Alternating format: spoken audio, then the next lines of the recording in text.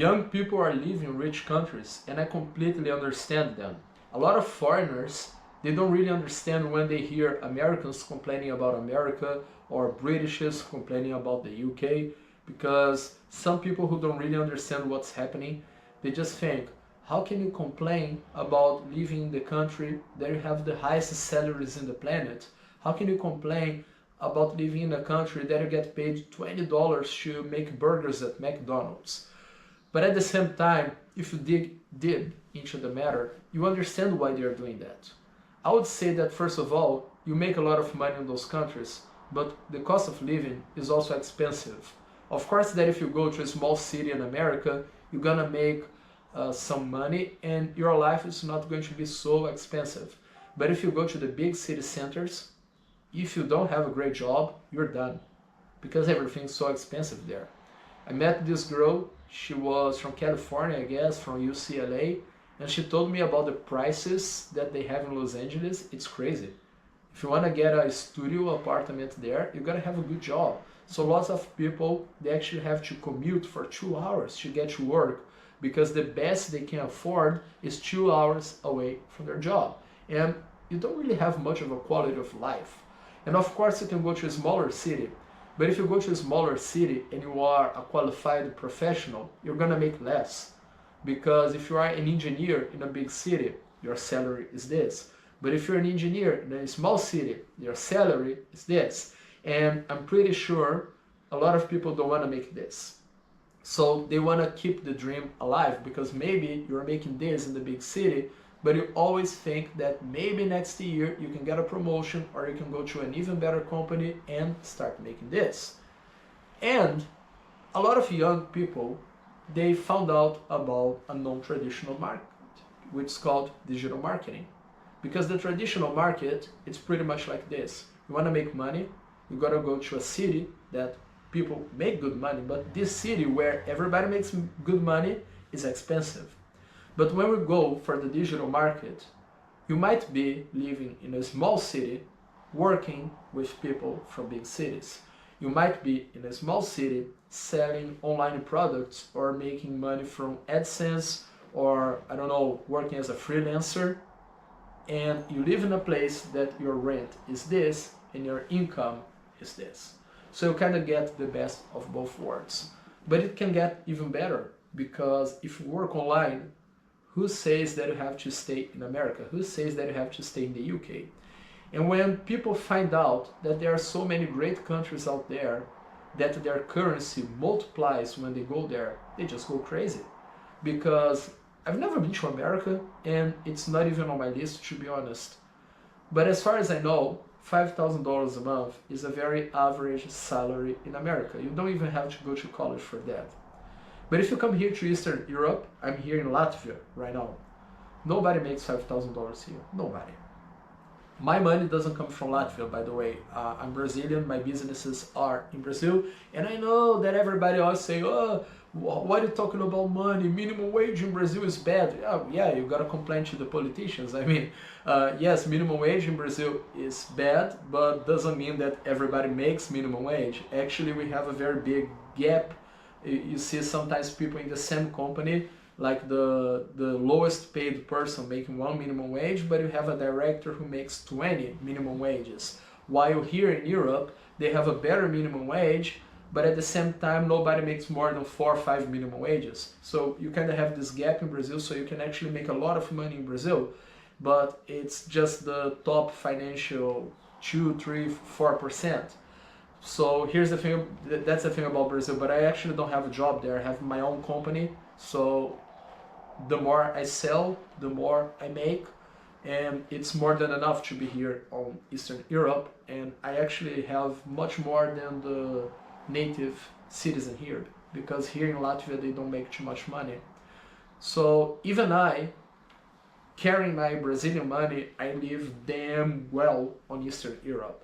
And when the American comes here with their money, they don't even know what to do, because they can get like one of the best apartments in the city. They don't even have to cook anymore. They can do anything they want, and they still save money by the end of the month. And of course, they don't have the terrible dating scene that you have in woke countries. Because Western countries, they have a very strong woke culture.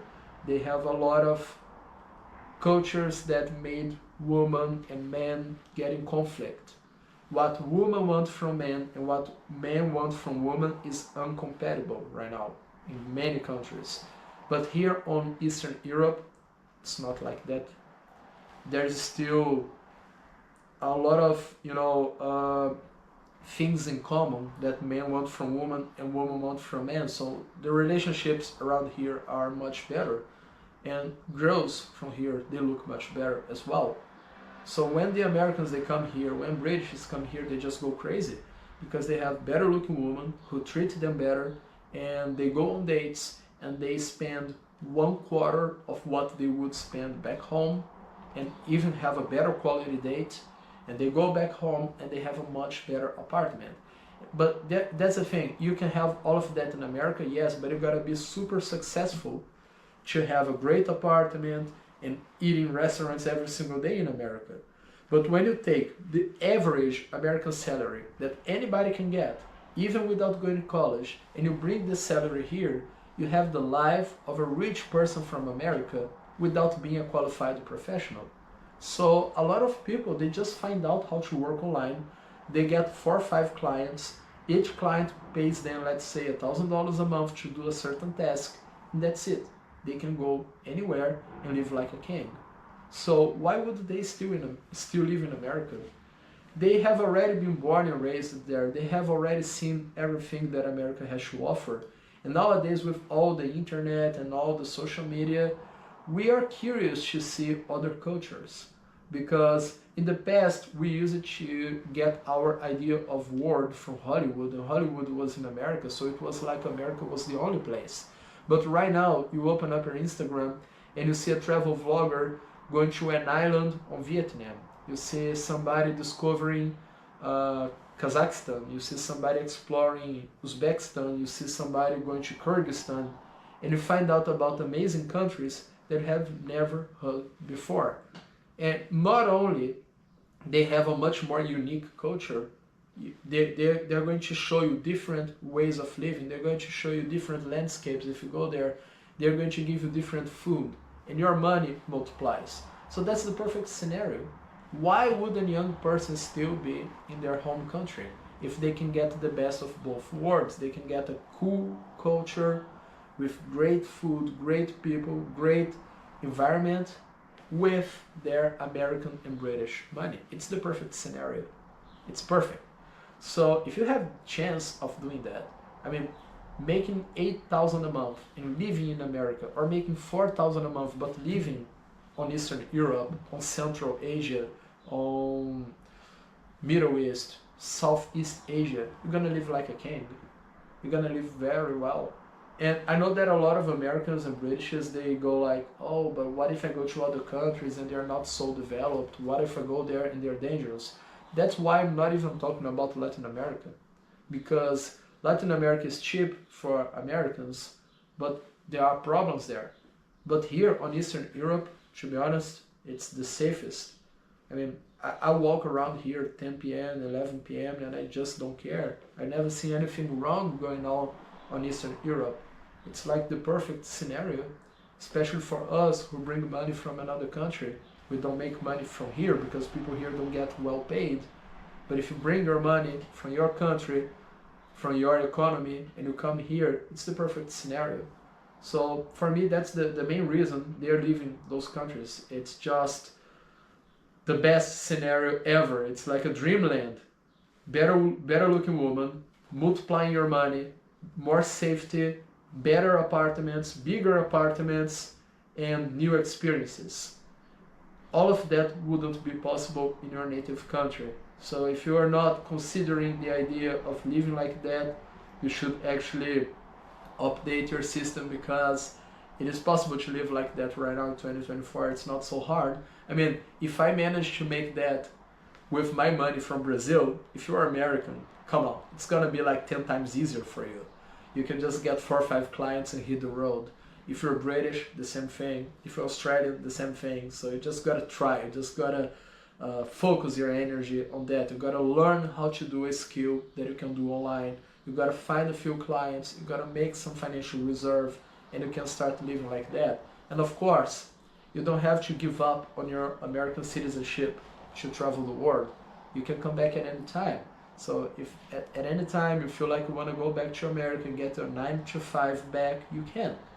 This possibility is always on the table. So that's what I'm telling you. You have the best of both worlds right now.